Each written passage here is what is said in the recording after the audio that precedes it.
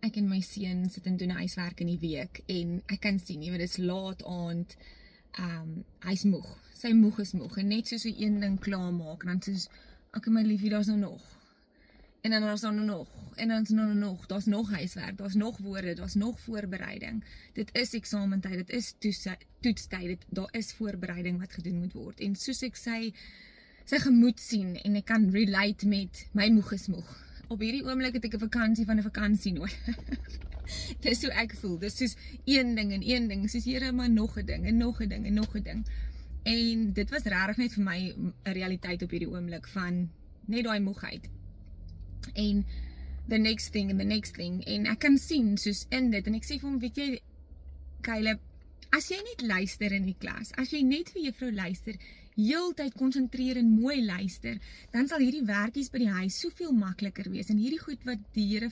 die juffrou vir jou gee, is vir voorbereiding vir jou toekoms.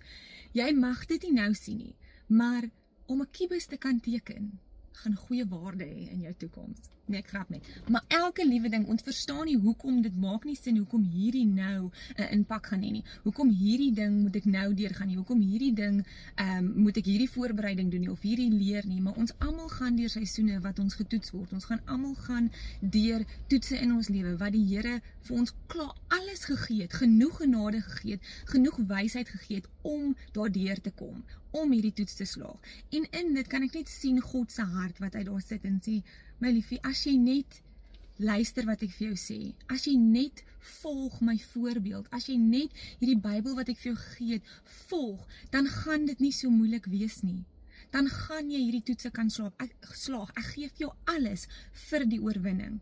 Ek het jou gemaak as 'n wenner. Ek het jou gemaak om hierdeur te kom. But I am equipping you for the future. I am preparing you. In the season is the preparation for your future. You might not understand what's going on now. Ons verstaan nie wat nou en hoekom maar nog en nog en nog is nie. Maar hierdie gaan alles sin maak. Because I know the future that I hold for you. And I know the plans that I have for you. Plans to prosper and not to harm you. Plans to give you a hope and a future.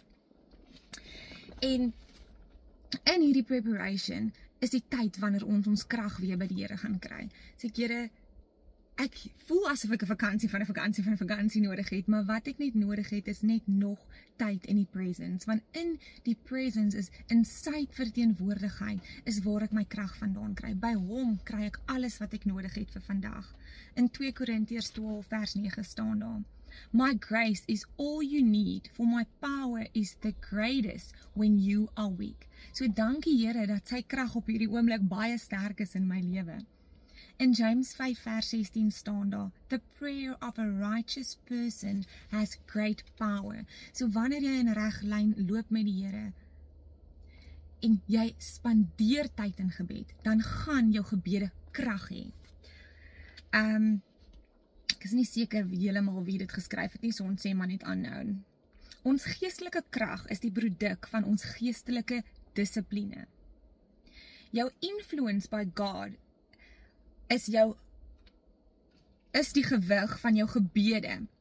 The result of your intimacy with God. So jou krag van jou gebede en jou influence wat jy het by die Here is the result of the intimacy you have with him. So die mense wat die meeste influence het op jou lewe is die mense wat jy die meeste intimiteit saam spandeer. Want jy vertrou hulle, jy weet wat hulle sê is die waarheid. So met al daai tyd wat jy spandeer, kry ons daai influence met God. The people who pray, the prayers carry the most weight in times of crisis are the people who spend quality time with God during seasons of blessings.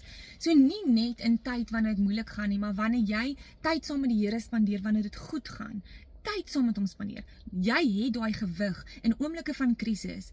God gaan jou gebede beantwoord. Colossians 4 vers 2 staan: Continue steadfastly in prayer.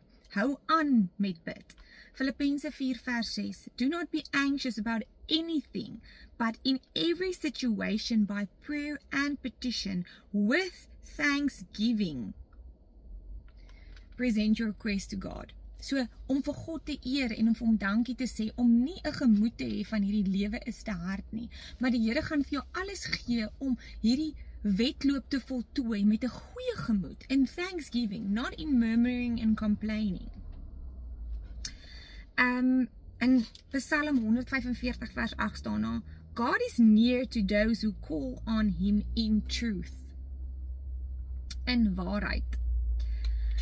So, in hierdie preparation tyd, is God besig om te werk aan ons toekoms. Ezekiel 48 vers 7 staan, be prepared and prepare yourself. So God is setting us up for the breakthrough in this season. Net soos die kinders nie kan verstaan, maar hoekom moet ek hierdie leer, hoekom moet ek dit doen, hoekom moet ek dit doen, maar to know and to trust the actual one that's teaching you. So in gebed, spandeer ons tyd saam met die Here en ons band raak sterker met God en ons vertrou vir die Here, want ons spandeer tyd saam met hom. En so dra ons gebede gewig by hom wanneer ons in 'n oomblik is van krisis. So ons victory is in God. So volhard in hierdie seisoen, kry krag vir vandag by die Here. Spandeer tyd saam met hom. In hierdie toets kan jy slaag. Maar 'n voorbeeld van gebed wat so mooi is, soos wat die disippels ook gevra het vir Jesus, maar hoe moet ons bid? Hoe het Jesus begin? En hy het gesê, hallowed be your name, your kingdom come. So in Nehemia 1 en in Daniel 9 ook, maar in Nehemia 1 wil ek gou vir julle lees. Dit is so mooi as 'n voorbeeld vir ons in gebed. Sê hy, Lord the God of heaven, the great and awesome God, who keeps his covenant of love with those who love him, and keep my commandments. So eerstens sê hy, begin ons gebede om God, die almagtige God, verdien om geloof en geprys te word. Heel eerste, nie Here, heel eerste, Here, I am your servant, I'm here for you, let your will be done. Hy is 'n almagtige, sovereign God. En hy sê, who love him, nie wie myself meer lief het as vir God nie, maar vir wie vir God eerste lief het en wat sy commandments follow. Let your ear be attentive and your eyes open to hear the praise of your servant. I am your servant, Lord. He's praying before you, day and night, praying before you for the people of Israel. En dan sê hy, I confess, en dan vra hy wat hy wil gevra het vir die Here. En so is die voorbeeld wat Jesus ook gee en die voorbeeld wat Daniel ook gee. So hier is 'n ongelooflike voorbeeld van gebed ook. Eerstens om na God toe te gaan en hom te eer vir wie hy is. As the servant of God. En dan jou sondes te confess en dan ook vir hom te vra waarmee hy jou kan help. En jy kan weet dat jy weet dat die Here is vir jou, want dit is wie hy is.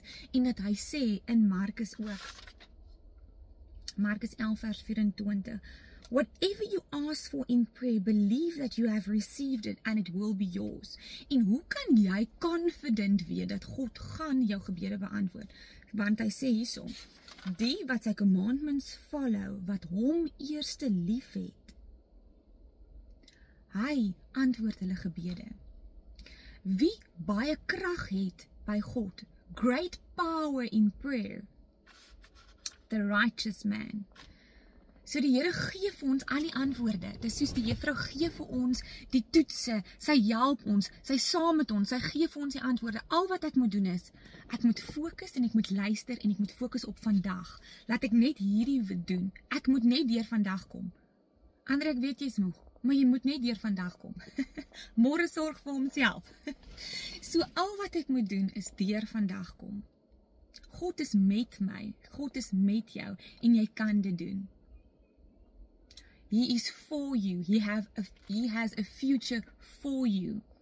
Deur hierdie preparation, set hy jou up vir die breakthrough. So keep your eyes on God, spend time with God, get on your knees, let him fight for you. Exodus 14 vers 14. Be still and know that I am God. Nee, daar is Psalm. I am the Lord your God and I will fight for you. So, die Here sal vir jou veg, maar al wat jy vandag moet doen is rus in hom. en weet dat hierdie is net 'n preparation for something better. Okay. Julle moet 'n geseënde dag hê. Bye.